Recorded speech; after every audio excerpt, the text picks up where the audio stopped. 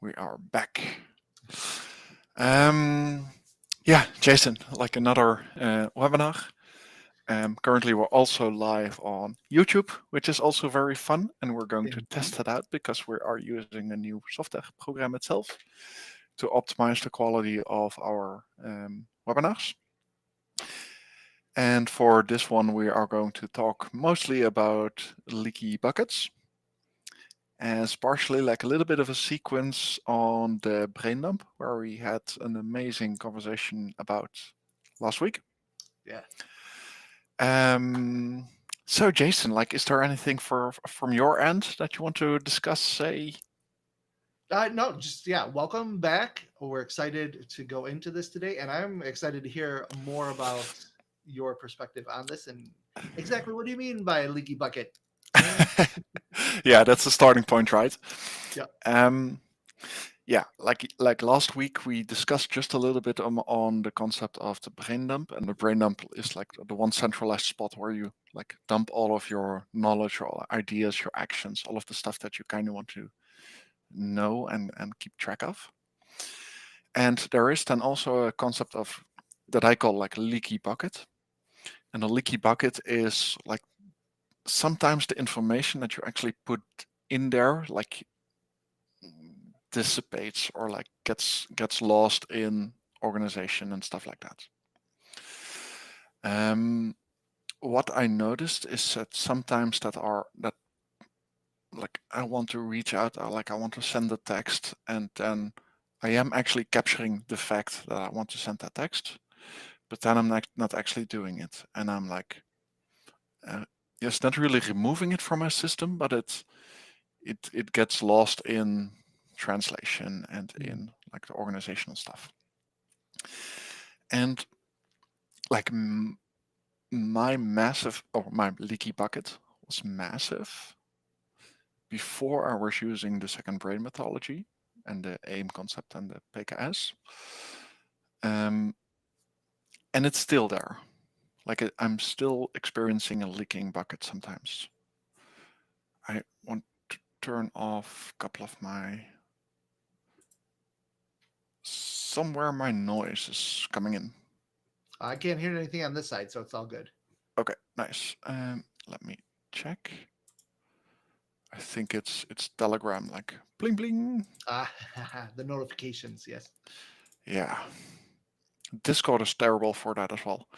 I don't know if you like it's all the groups WhatsApps like a notification like bling. Oh, Yeah. Yeah. terrible. I always have to shut them all off. Yeah. um.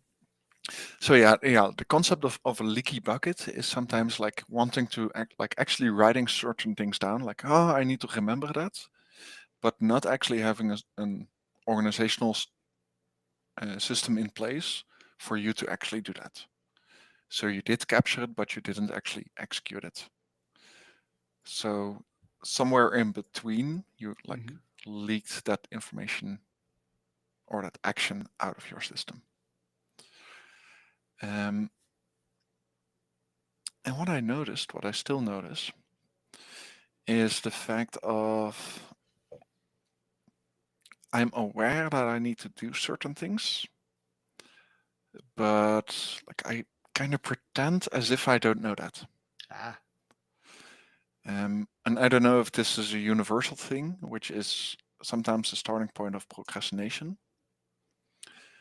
Um, like you should do a certain thing, like paying a bill or making a call or sending an email or like something, but you feel like that you're not up to that, Hmm. and then you're kind of pretending as if it's not there.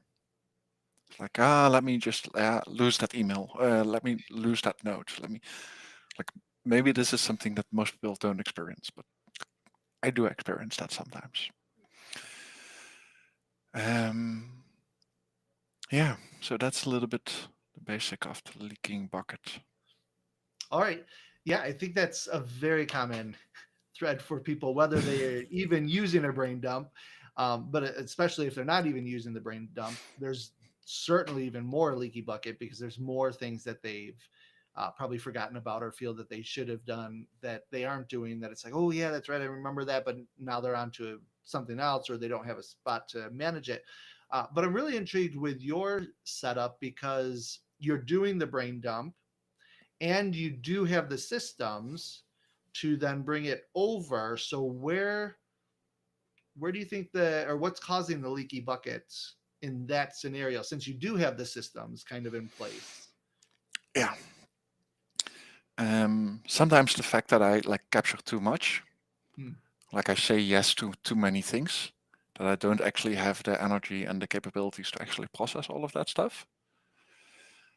And the other one is we touched upon that one yesterday in our like one-on-one conversation as well, like the emotional layer, like the oh, I should be doing that, but yeah, let's not do that because then you need to like open up or admit that you haven't done certain things just yet, or like you kind of need to lean into a conflict. And like Mm. me specifically, like I really don't like conflicts. Yeah. Like I really don't. Um, some people that know me would say otherwise because sometimes I do provoke, but like I really don't like conflict. Yeah. Um, so the emotional state beneath that, as in we're not just like robots, like here's a task and just like Yeah. do the task itself. But sometimes the procrastination happens because we have an emotional response upon that. And yeah, I find that a very interesting one. And how I deal with that specifically is to make my like those actions shorter, like Mm. smaller itself.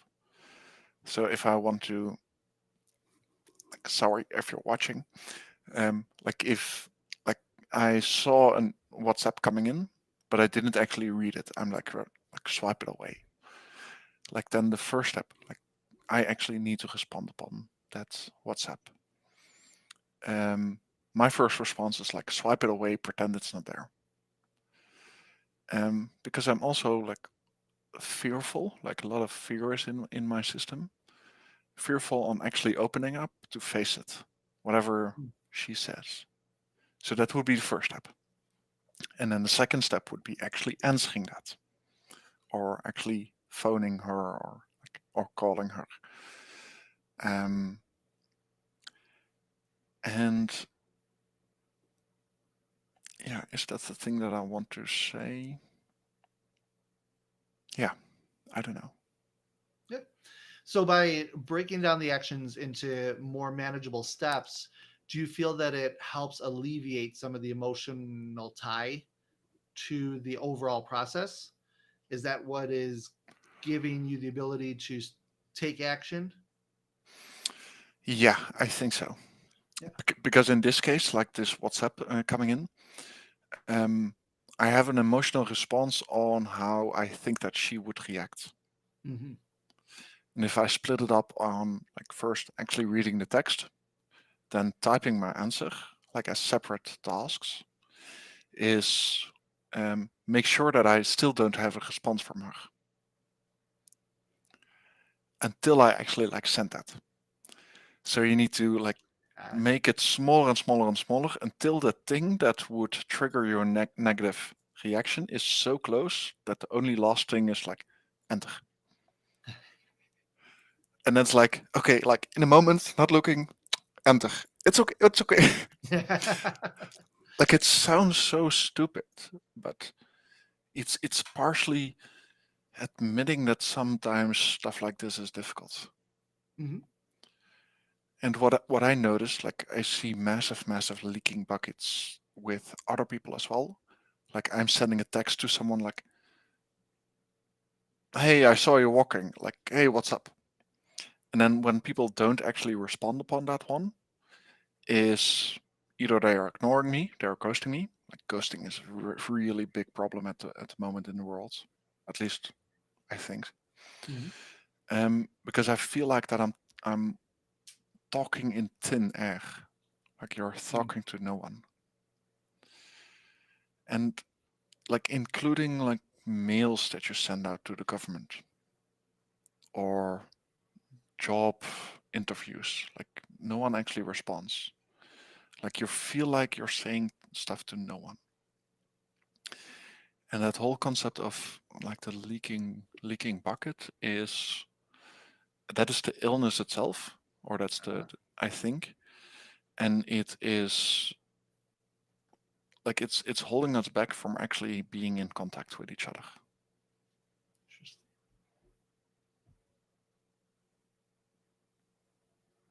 Because like I at least expect from an open solicitation, a job interview, for example, like apply, like at least send me the mail. Okay, sorry, this is not what we are looking for at the moment. Um, and I'm really not flawless myself. Like I'm probably one of the bigger issues, but like I do it myself quite a lot. I miss quite a lot. But it is something to be aware about that this is um, having such a negative impact upon like society. Hmm. Because if we are not in communication with each other, we feel that we are lonely and we feel that no one is listening and that creates the feeling. So this is then the result, what people do. So they produce more, they send out more, they send like memories, reminders. Hmm. I got a mail, like I planned a meeting this afternoon. I've got like 4 reminders for the same freaking event. Hmm. I'm like, guys, I've got it in my calendar. It's like taken care of. But almost no one actually has the stuff taken care of organizational wise. And that makes sure, like, the response upon that one, that we keep sending reminders, which is overflooding our nervous system with notifications and ideas and distractions. And because the result of like the appointment setter, like a webinar, for example, is then like I want people in the webinar. So how do I do that? If the people are not properly like organized, send out more, send out more. Hmm. And if sending more is not enough, then I need to increase my level of dopamine and level of like um, interest to like extract them more. Like send an email, send a WhatsApp, send like everything around you. Because then you're overflooding the whole system that people are like, yeah, like I've seen you everywhere. Like there's no getting over it. Yeah. But if everyone is doing that, then we're basically just creating noise.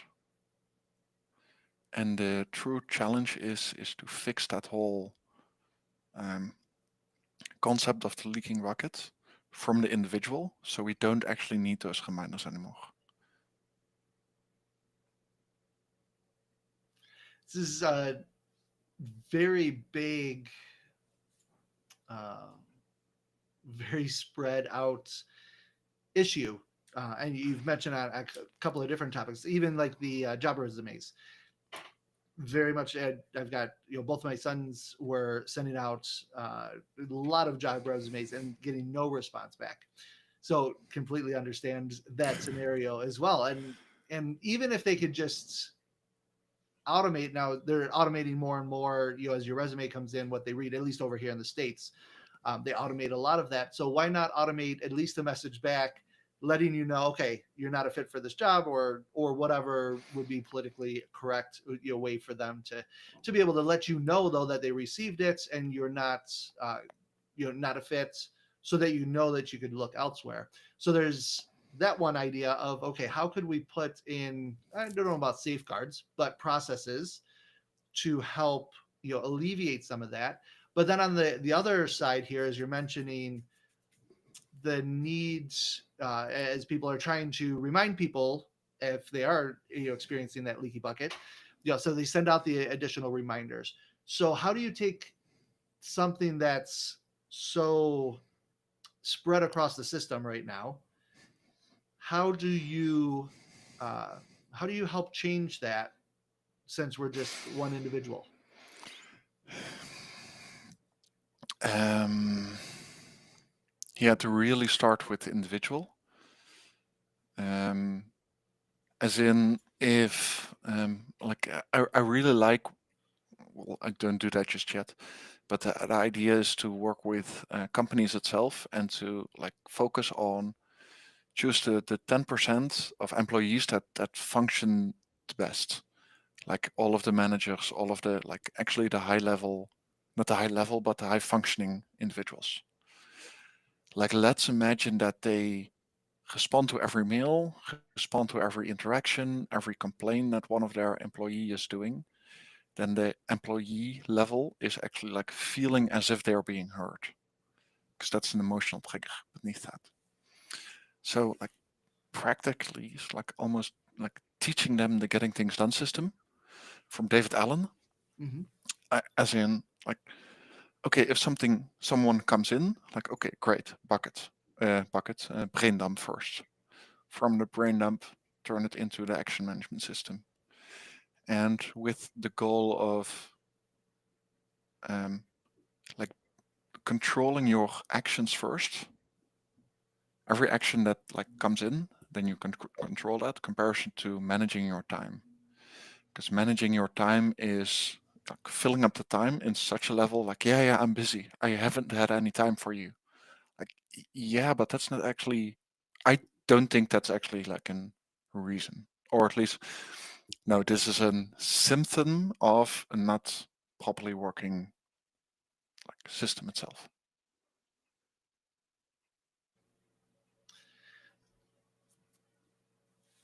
So with that thought in mind, if that's a symptom of a not properly working system, is it required that we respond back to everybody that does send us something? I would say yes, Interesting. and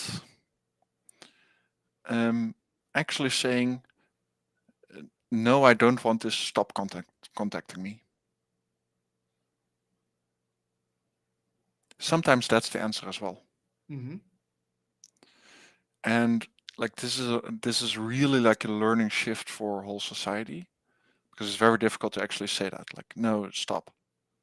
And I personally, but I really take this up to the extreme, as in I only want to talk with individuals one on one. Like even interact with individuals one on one.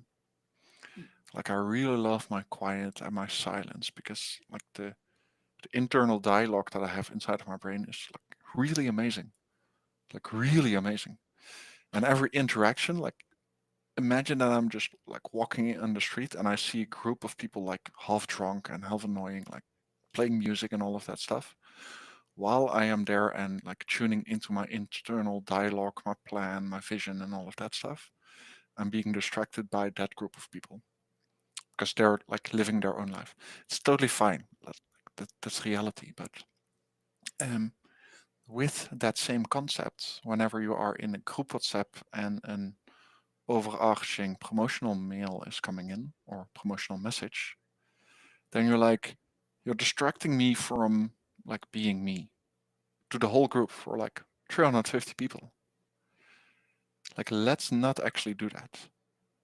Let's have one-on-one conversations with people, because I feel like that we like sales and marketing, especially marketing, like focusing on like a group of people as individuals or as target audience, is withholding us from being in true contact with each other.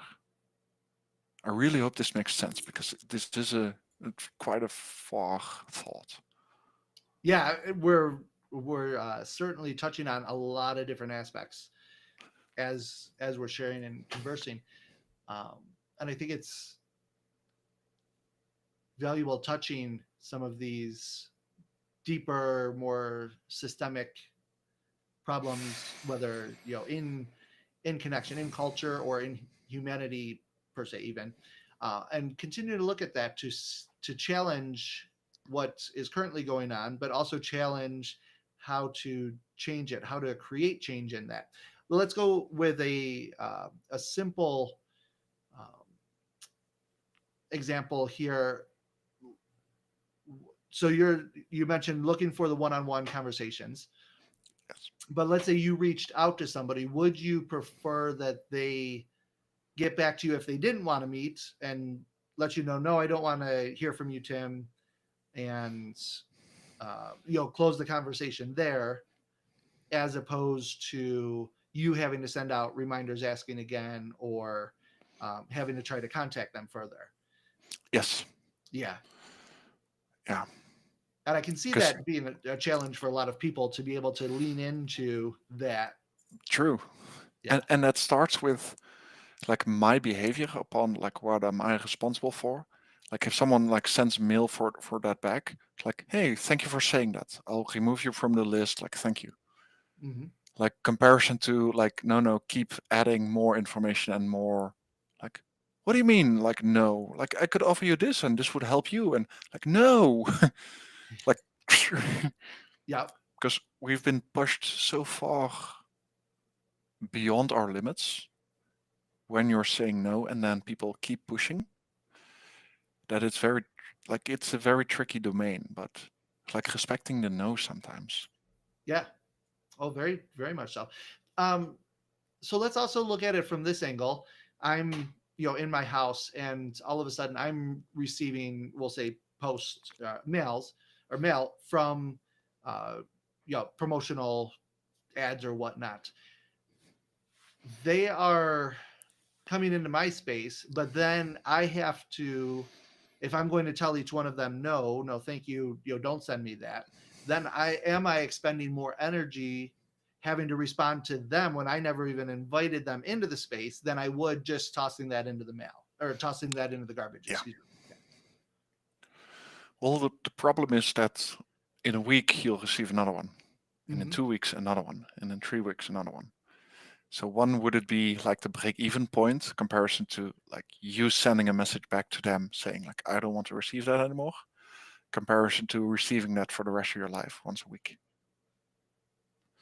And it's also like a little bit of feedback upon like I think that you are able to choose what kind of information that you're receiving in the ideal situation. Sure. Um, so yeah, like signing off for things, and that also makes it easy. Like I haven't done that, so that's partially why I don't do newsletter, because I haven't really automated the like the unsubscribe button very easily. And if I don't have that, then I don't send newsletters out, because I want to like reduce the resistance of people like signing off Mm-hmm. as much as I can, Mm-hmm. because attention is like currently we're fighting for attention, but it's partially starts for me as an individual. Like I respect someone else's attention first, and yeah, it's such a complex one that I don't really know how to manage properly Yeah. just yet. Yeah. You'd mentioned Um, ideally we would be able to control the information that we receive. yes, Is that correct? Yeah. So is controlling the information we receive, um, currently, is one way that we can do that, just throwing that, we'll say, the post mail, throwing something received via the post away. Is that one way of controlling what we receive, as opposed to going back to each one that's sending promotional material to say, no, I don't want that? Is that a way of controlling the information that we receive? I would say no, Okay. because you still kind of see that. So um, the fact is that you're not being disturbed with your focus in the first hand. Because if you receive promotional stuff, even though you throw it away, then you still have that moment of like you seeing that, processing that, and then move it forward. So in the ideal situation, you kind of want to like choose, do you want to receive it in the first place? The And ideal with situation. Yeah, yeah, in absolutely. the ideal situation, yeah. Yeah. And with mail and with physical mail, it's relatively easy to kind of control that. Mm-hmm. But for me, it's also like the commercials online, the radio, the television, like even the billboards in public street.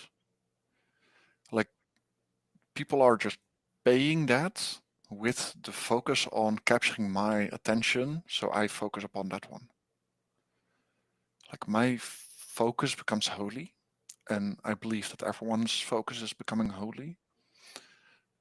With like you fully can choose where you want to focus on, and yeah, So do you feel with those ads, the billboard, the online ads, that you don't get control of what you focus on? You're automatically having to focus on what they're putting in front of you? yeah. Um, and the strange thing as well is it creates echo chambers by itself.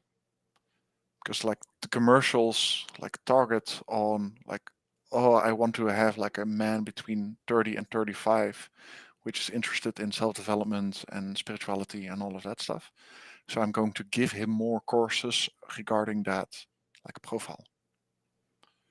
But that makes sure that you are going deeper and deeper and deeper and deeper into that level without you like checking for multiple other solutions.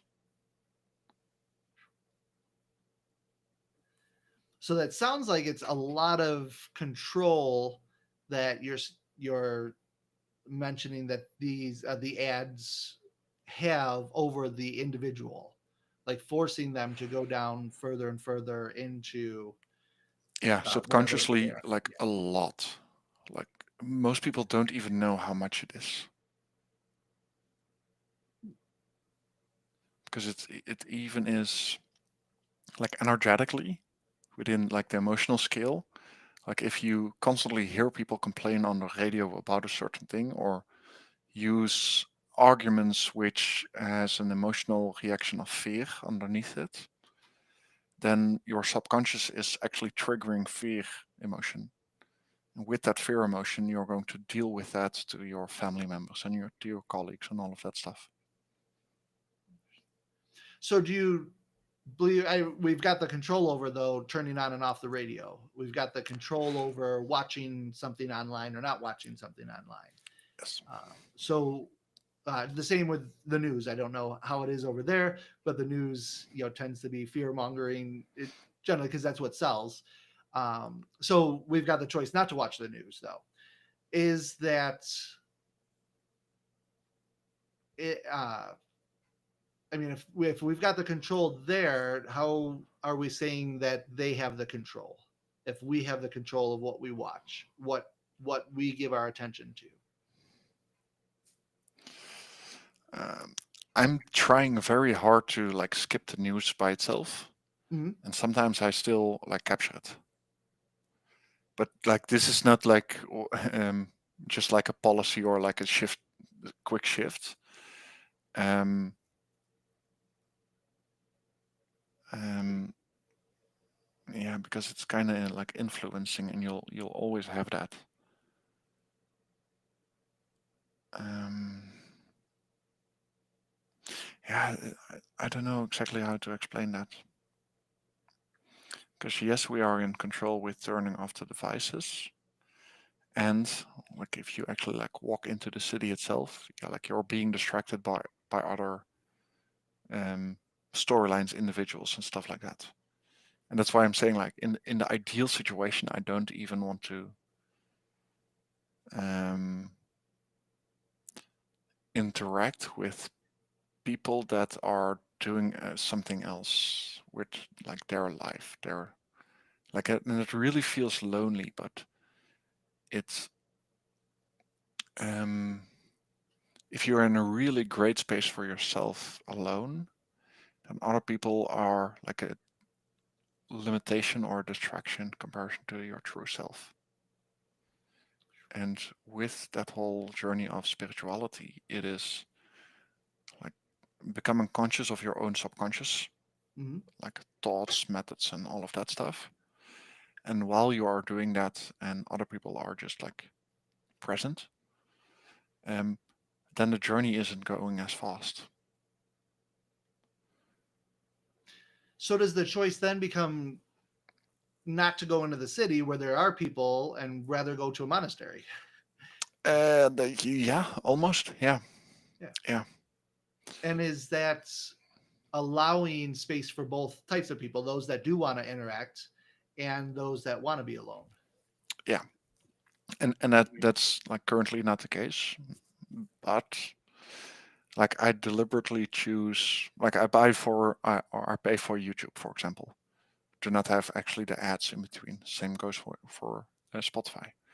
Like me personally, it's worth it because I can like dive into my subconscious better if I'm not like distracted Hmm. by the commercials.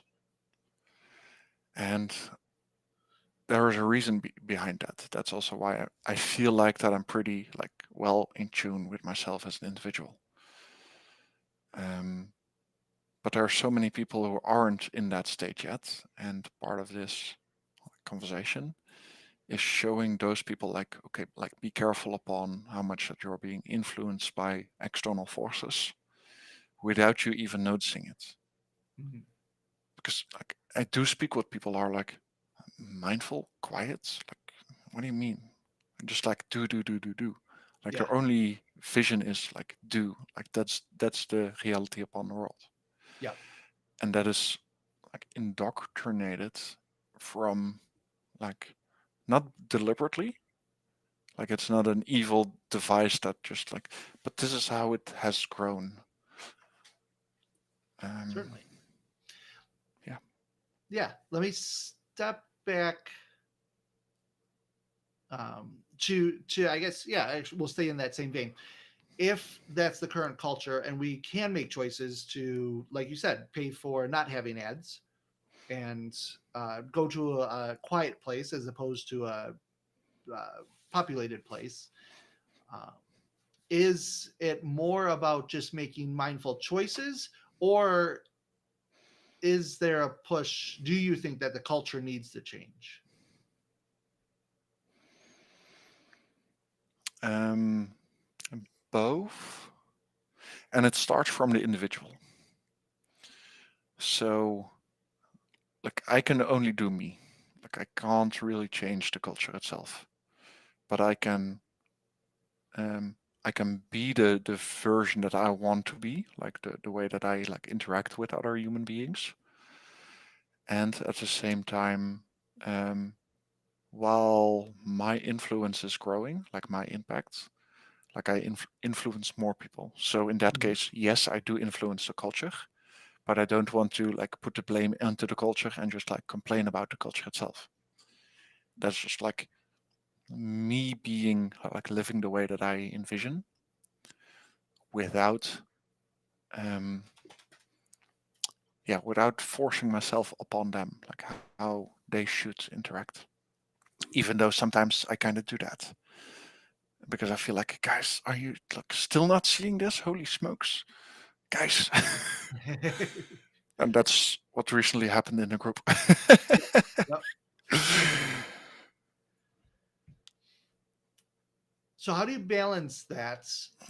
Because part of this conversation is about our our self authority, if you will, our having our space. Like you had mentioned, others not interrupting our space. So Hmm. we've got that component, but then we've got the freedom of others to be able to make their decisions. And how do you incorporate both that freedom and then wanting to have your space, your attention is holy? Yeah, for me personally, I really choose into like what can I do, and what can I do is to talk to an individual or to a group of people, and all of those people are actually listening. So you could like, of course, like do a presentation to 20 people, and all of those 20 people are actually listening. Then you're talking to 20 people at the same time. But when you notice that there are a couple of people who are not actually listening, then it's like, okay, so what's going on? Like, are we in this conversation or not? Because I just really, really have the tendency to only talk to like actually have conversations instead of talking to people.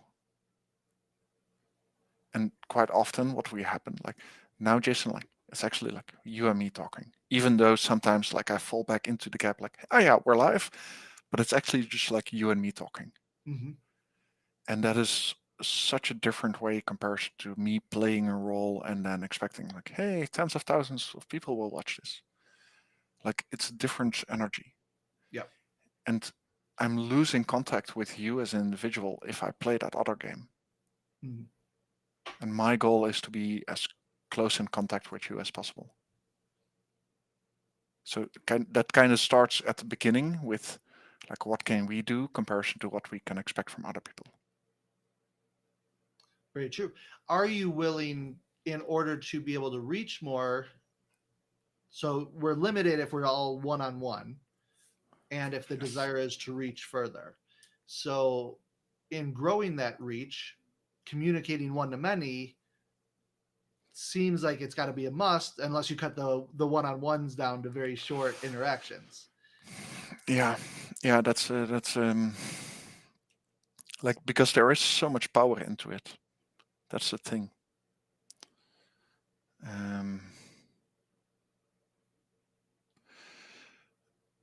like I will not do paid ads, none, because paid ads is forcing myself upon the attention of other people. And what I want to live by is if you choose to watch any of my videos, great, it's your choice. Like no commercials in between or something like that. Well, at least not yet, but ideally never, because it doesn't match my brand. Um, but you can watch me on your choosing. Like you choose to focus upon my presentations or not. But if I start promoting myself on big billboards, then yes, people will see it, and yes, then they have a choice to interact with me further. So you kind of have to in a certain way. So that's also why I mentioned like we just grow into that state. So that kind of makes it a tricky argument. Um, but yeah, ideally, like I really don't want to promote myself on television or on something like that. I really want to. Let's imagine that you and I are having a really powerful conversation, and then you in a bar somewhere locally, you're like, "Hey, I know this guy Tim. Like he really got great insights. Like here's his YouTube. Go ahead." Like that's building organically. Mm-hmm. And like, I don't know, does that answer your question? I don't know if it answers the question, but it raises the question into a new area, which I think would be great to discuss as well. Because I think ideally, and we've got to make sure that we create that distinction. In the ideal way of doing it, this is the ideal, your ideal, of not interrupting another person's life by having billboards or having those ads.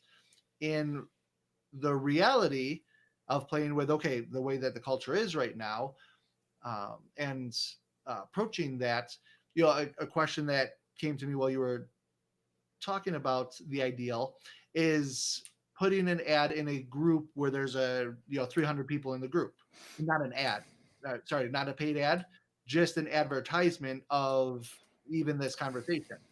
So by putting that in front of those people, do you feel that that still aligns with your preferred method? Because it seems contrary to the idea of the organicness. Yeah, I'd love to hear your take on that. I did do it a couple of times, but ideally I really want to stop doing it. So how? And again, we're working with the ideal, and we're working with what is currently. So, what would better align with you in your methodology? Is it to reach out one on one to those 300 people and maybe send a direct message? But even then, you're still interrupting them unless they've had a one on one with you in the past. True, but at least it's actually like a direct line. So I find that less um, invasive. Maybe that's a little bit tricky one. But like in the ideal situation, I just want to interact with people to actually have contact with people. Like I don't want to force my message upon them. Like they can choose Mhm. if they want to see this, yes or no. And sometimes in a group WhatsApp, I like have an interaction with people, like actually like talking within that group or within a group or yeah, within a group WhatsApp. And then I just talk. Like, this is what I think about it. This, I think, would be the answer of your problem. Like, you ask me a question. Here's the answer. I hope you're doing fine. And if that person has been helped by me 2, 3, 4 times, then they could say, like, who is this Tim actually? And then they can like search Google and stuff like that without me putting the offer out there like, hey guys, I'm doing mindful productivity. Who's interested? Like, that's a way different energy game. Like, I'm here to serve people in such a way. Like, I'm here to be in contact with them.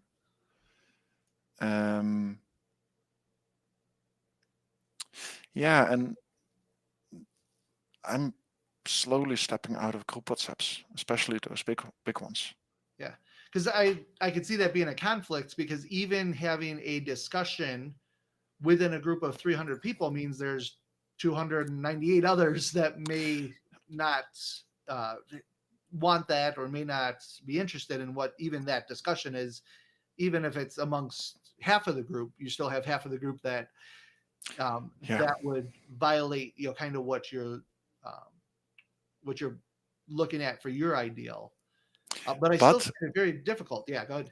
yeah, but at least if you have like a conversation with 2 people within the whole group that they can read with them, I find that a little bit of different energy comparison to like me sending out a promotional message like, hey guys, who is interested in this one? Yeah. And then almost no one actually responds. Okay. Because that Because one is then, tricky. Go ahead. I'm sorry. yeah, but like at least then um, people see the dialogue of other people are having a dialogue compared to me teaching stuff or saying stuff.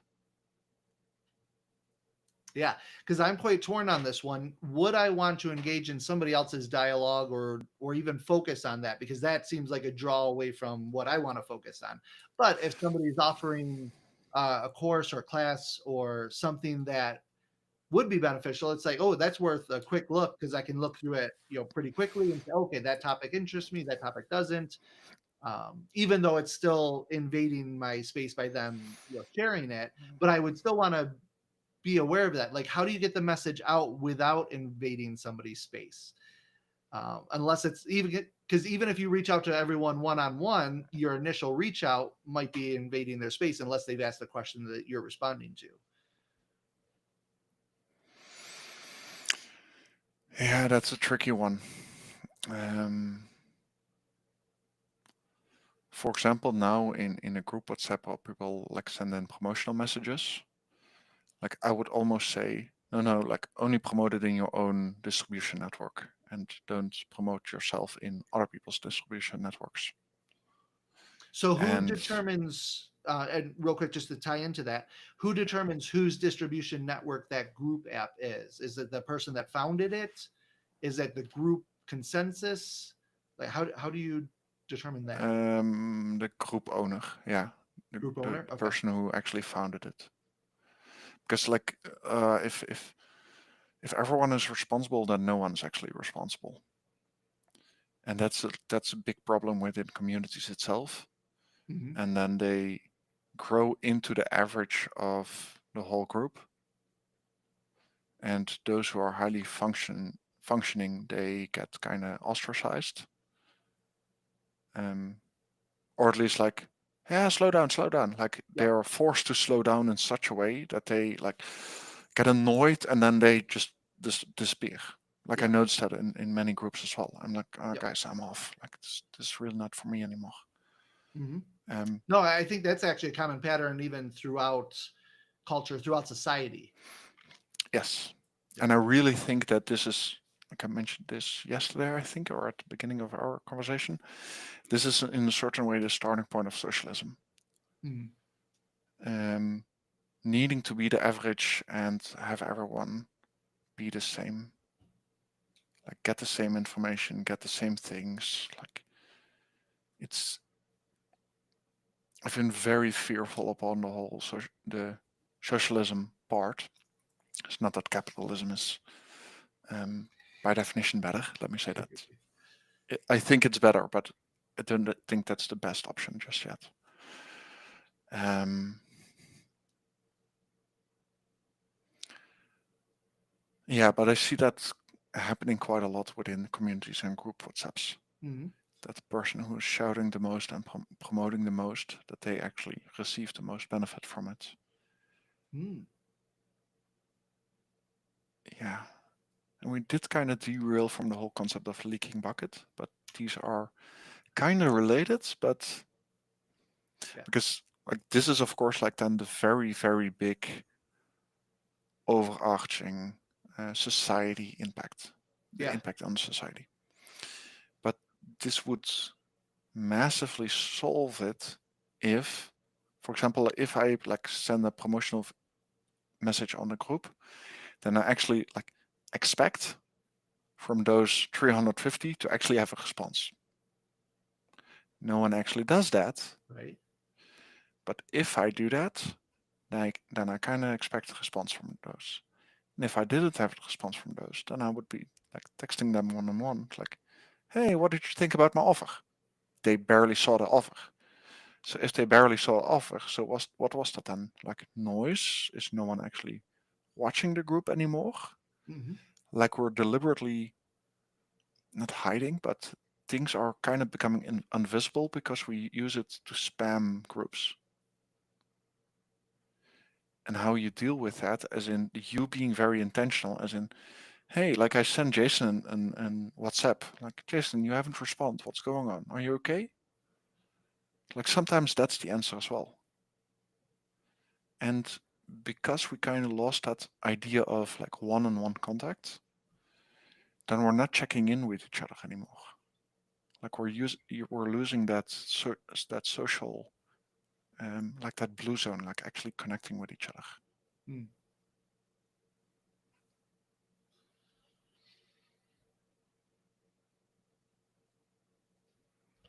So in a moment, I do want to go back to the leaky bucket discussion a little further, but in regards to connecting with each other, are people just connecting with those that they truly want to connect with?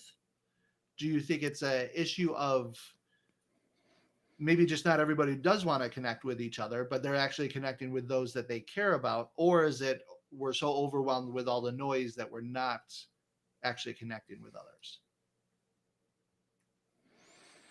I think mostly the second one, like Mm-hmm. the overwhelming level. Um, and at the same time, like you have full control over who you have contact with. But sometimes we feel like that we're obligated to be available for everyone. And like imagine a lot of worker employees receive that, like their mailbox is like 80 mails per day. Like, and half of them aren't really for them, but they're still being like informed for that. Mm-hmm. And in the ideal situation, you're just like, no, no, no.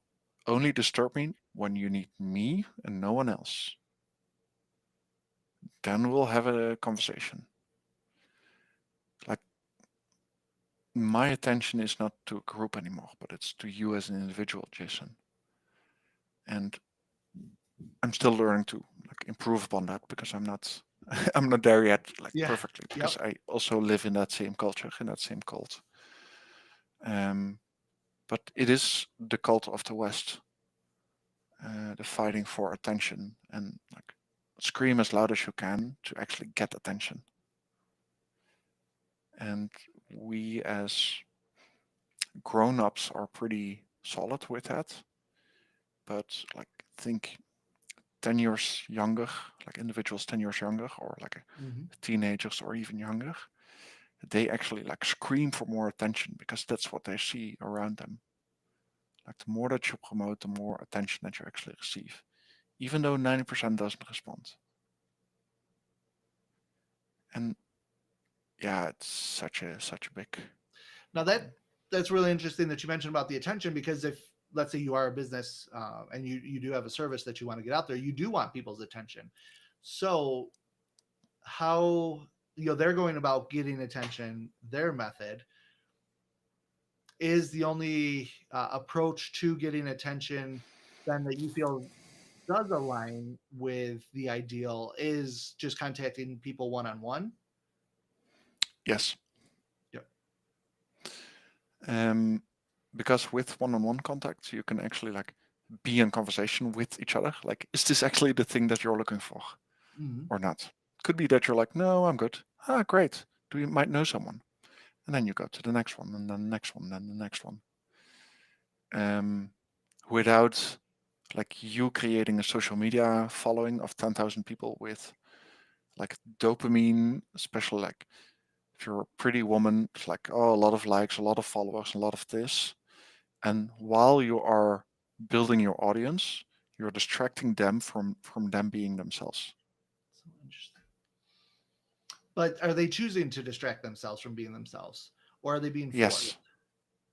Well, both. I think they're like subconsciously programmed to do a certain thing like this. Um, and like the society deemed that to be the best tactic to make sales, to put your agenda in front of others. Hmm. But in the ideal situation, you kind of want to have the agenda speak for themselves, so people resonate with you as an individual without you forcing your agenda into them. So if we go back to the idea of the one-on-one, so you approach somebody, you ask them, "Is this the service that does resonate with you?" Is that much different than putting an advertisement into a group app where they self-select themselves? If this does connect with them, then they could get back to you, and if it doesn't, they can choose to ignore it and just not respond. Yeah, I would say no, as in this is not the same thing. Um, because like the one-on-one context, for one, like actually much more efficient because you actually like tune into like, is this something that you're looking for? And if it's not exactly the thing, then you can like tune it for that individual. And when you actually receive a no, so this is also like fearful of receiving a no, then you can ask that person like, oh, what that's interesting. Like what would make it what would make it a yes for you? Mm-hmm. Because then you're receiving feedback directly from your client and from the person you're interacting with. If you're Yes. doing that in a group, like then it's only like yes or the no's, Mm-hmm. but it doesn't really give that much space to actually like improve your message. Yeah. A So the little bit, data but and less. right, the data and the feedback is certainly better with the one-on-one. However, from the idea of interrupting somebody else's life, is it more interruptive to their life by you doing a one-on-one as opposed to them just seeing an advertisement that they can choose to look at or ignore? Because you coming in with that one-on-one is requiring their attention back and more of their time. Is that of true service to them? Obviously, it's better for us to get the feedback.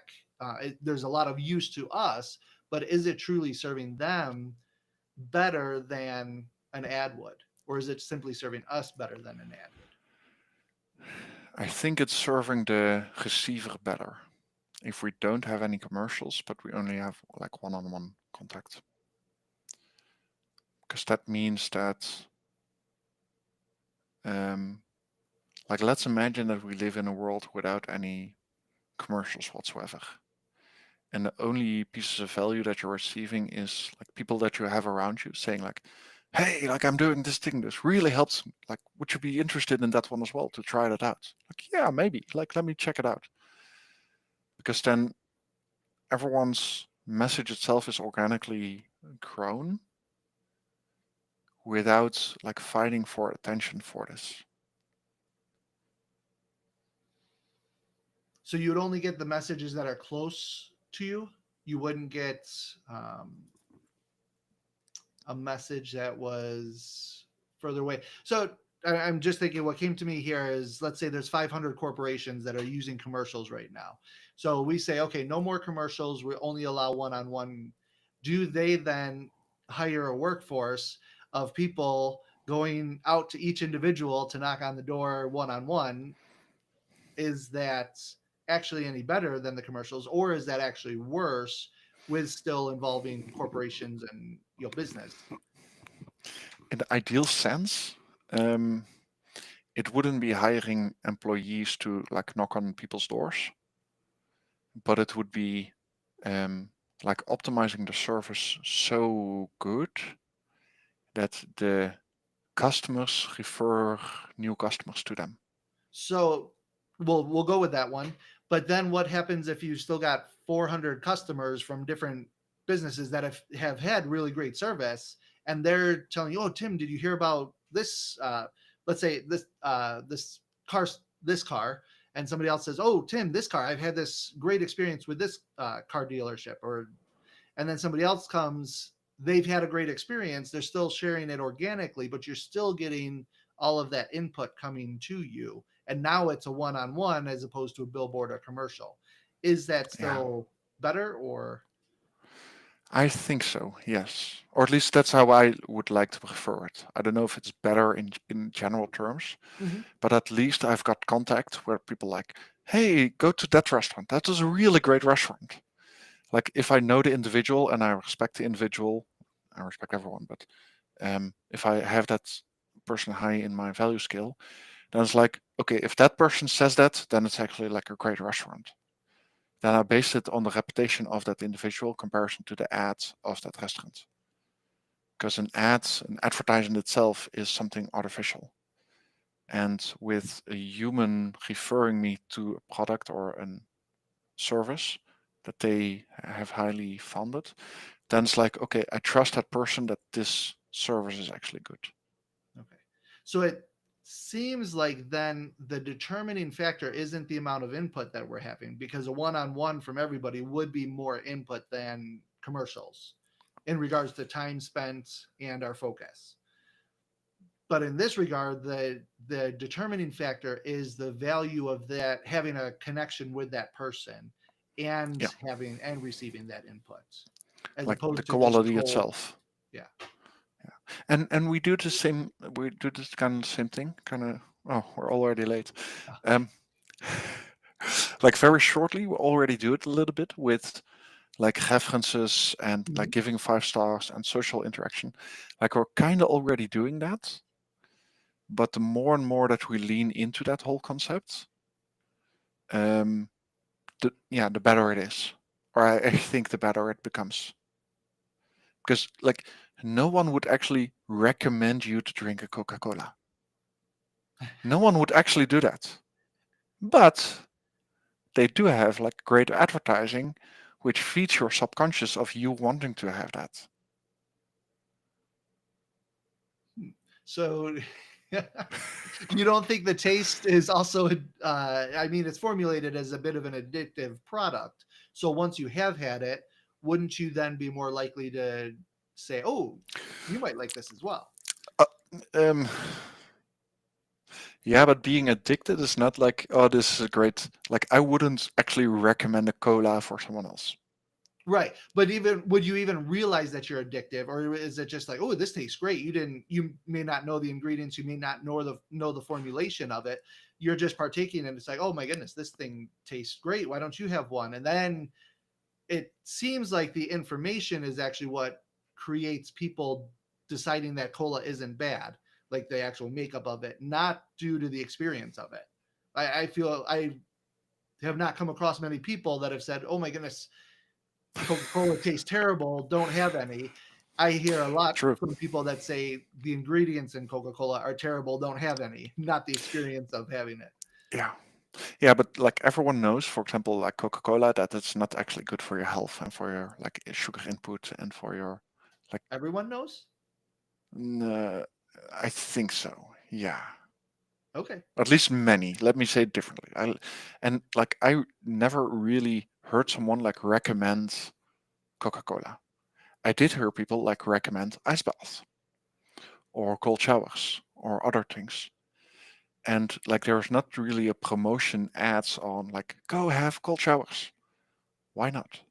Yeah. There are like hot recommendations around cold showers Yeah. or ice baths. Um, and that would be the value itself. Because like I really want you healthy and happy and all of that stuff. And if I really can make you a great um, like reference, then I would refer you to like not to actually have a drink, even Yeah. though it's fun, but I wouldn't recommend it for you because Right. they have the best of health and all of that for you. Yeah. Do you think this is tied into who you are around though? Like, are you around a group of people who care about their health and therefore are recommending the ice baths? Is this, can there almost be an echo chamber in this? That if you're around people that care about their health as a primary benefit or something that they're primarily focused on, obviously they're going to recommend things around health and nutrition and vitality, whereas a group of other people may just not be focused on that, may not realize the importance of it, may not care, or yeah, they're just not focused there. They may be worried about making ends meet, and they're worried about their job and worried about finances. Some other focus where it's like, oh yeah, further down the road, maybe I'd focus elsewhere. Do you think that plays into it? Who you're around, the people that you have around you recommending things to you. Yeah, it has an influence, but I don't think in the way that like you mean it in this Mhm. particular difference. Because let's imagine that you are around all of the people who are just like work employees and just trying to make ends meet to actually get through the month.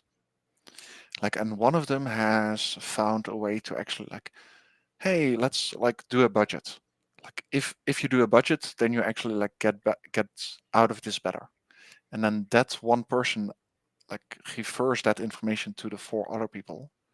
It's like, hey guys, this would actually help us in the state that we are in. And it's still focused on growing as like quality of life. So it doesn't need to be a bathroom, but an um, Ice bath. Yeah. ice bath. Um, but it is something that like one person sees where other people, one person already has learned something, and the other people can still learn from that same information, and then that person would recommend that piece of information or that piece of service to those other individuals. Because So everyone is trying to do the best that they can. yeah, yep. And with that, there's only so much energy they can put towards something. There's only so much focus. So if they are, let's say the finances are the big focus, and they're mainly, and they do come across this one that learns the budget and is helping them with that. Uh, with the rest of their life, though, are they still recommending, hey, Coca Cola? Hey, here's cereal, here's food that may not be healthy because they aren't able to focus there. It's just something that they don't see an issue with, or they've had a pleasurable experience with, as opposed to now all of their recommendations being healthy. I think there's some areas where our recommendations might be towards our personal growth, towards the growth of the individual, and there's other areas that we might be completely unaware of that we would make recommendations of based on our a pleasurable experience with it, but it may not actually result in a better quality of life other than the pleasure had in the moment. Yeah, and it's a tricky one. For example, like I spend a lot of hours in front of the computer, and it could be that someone else says like, "Hey Tim, it's not actually that good for you. Like, get out of the house like 5 hours a day, like sunlight. That would Mm-hmm. really benefit everything." Um, and me not knowing that, um, yeah, like I need someone around me that can like advise me on stuff like this. Yeah. But then like you actually have that one-on-one contact. If I actually see that as an ad somewhere online, I'm like, yeah, yeah, go outside. Yeah, I know. Never mind. Like the quality of the reference is better if you receive that one-on-one. Sure. Sure. And and it could also be like open up the window, like eat healthy, like everything that if you and I are in contact and you're saying like, hey Tim, like, I would advise you to not do this anymore because it is holding you back from actually growing or like anything like that. Like then it's your advice towards me without it making. I don't know. Does this make sense? I feel like Well, I it lost. certainly makes sense to me about the one-on-one versus the ads or something that's cold. It's like a cold email versus a warm email from a friend. The cold one, I have nothing to base it off of. It's not going to make the impact. It's not going to carry the weight as much as somebody who I know and trust and like, them sharing something with me. And I definitely can see the value in that and what you're saying around that. Yeah. So, all in all, maybe it's time to slowly make it a circle. Yes, yeah, we very much need We to. Yeah, we kind of started with the whole concept of the brain dump, and then the concept of Mhm. the leaking bucket. And leaking bucket is then the loss of information where you decide upon something but not actually doing the thing. And that goes the same with like me sending out information to another individual. Like I send out to one individual and I expect that from that one person in return.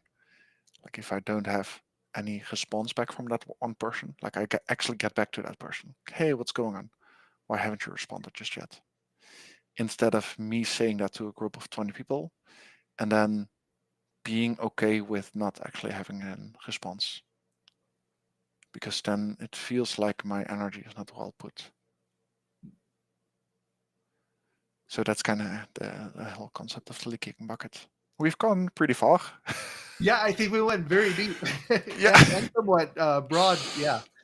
So I think that was very valuable and really dialing into that idea, like you mentioned, of the leaky bucket and understanding, where things are falling off that we're not implementing, not taking care of. And I think there's even further discussion to have in some of that. I love the idea that you mentioned of breaking it down into smaller steps to help with the emotions. I also think there's value in sometimes understanding the underlying emotions and leaning into that as well. Yes. But I think that breaking down component is actually very powerful Yeah. and very useful to take in not only into consideration but really begin to play with that in our lives. Like it's like, how can I break this down to a smaller step to allow me even greater comfort, and not comfort, but allow me to move forward without as much resistance. Yeah. Yeah. Yeah. And because I like gone through the journey myself, I kind of understand. But most of the time, I don't really realize how much fear that's behind a certain thing for other individuals. Yeah. And that's a very big one to take into consideration. Huge. Yeah. And I think it's so often that they don't even realize the fear. They just know that they've got this thing that they're like, I should do this. Or I had this on even New Year's resolutions, coming up here and not too far forward. But many people have the same ones year after year after year. And there's something underneath it that is keeping them from taking that action, from making that Y- change. Yeah. Oh, I do have a good story about it. I don't know if you got time, but Yes. okay. Um, like there was a certain king in, I don't know, a long time ago. Like the definition of New Year's resolution for them Mm, was at the end of the year, or at the beginning of the year, kind of depends on the. Um, he was like stripped away from his like king's clothes, and with the New Year's resolution, he needed to confess on all of the things that weren't king worthy itself, like what of mm. the things that he did in the past year that wasn't in line with the future. Comparison to like choosing what you'll do next year, Yeah. but it's like reflecting upon what didn't make you a saint or a king in the previous year. And that's like really shifted things for me. Like it's Yeah. That's yeah. huge. Yeah. Very big change. Yeah. Yeah. So I kind of thought about that storyline while you were saying that. Excellent. I think that's a great analogy and a great concept. Yeah. Great. Let's end it off with this one. Then at least I'll start the live recording and then we'll chat a little bit afterwards. All right. Sounds good. Thank you, Jason. Thank you. So really great.